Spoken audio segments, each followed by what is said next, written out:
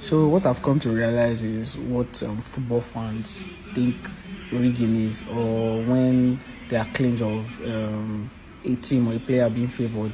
What they think it means, right? They feel it has to do with the officials directly being involved with the goal scoring process, right? And it's not just limited to football. It has to do with sports in general. What fans think, when a team is being favored, they feel, yeah, the officiating has to directly impact that team scoring. Now, if you've played ball at any point in your life, either in school, as an adult, semi-pro, you know that there are multiple ways a referee or officials can influence a game in favor of a team.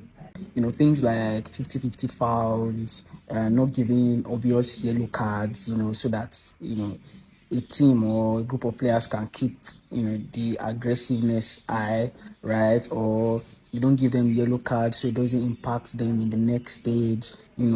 There are things like that that kills the momentum for the other team. Yeah, the inconsistency in discourse, right? It can potentially reduce the level of concentration, right? Because now the players know that, oh yes, this is what is happening, and no matter what they do, it is not going to be called, or it is going to be called in favor of this team.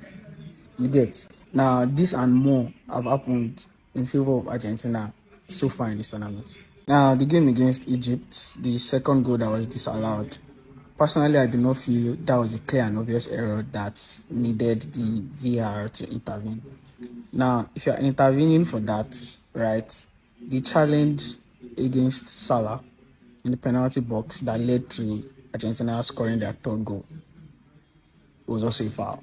So you have to call that back and give the penalty. There was a play where Romero was on the floor and he made a two-footed tackle, against Salah.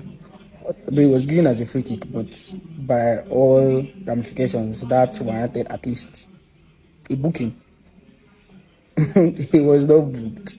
Can go on and on about plays like that, either not being called or called but not sanctioned.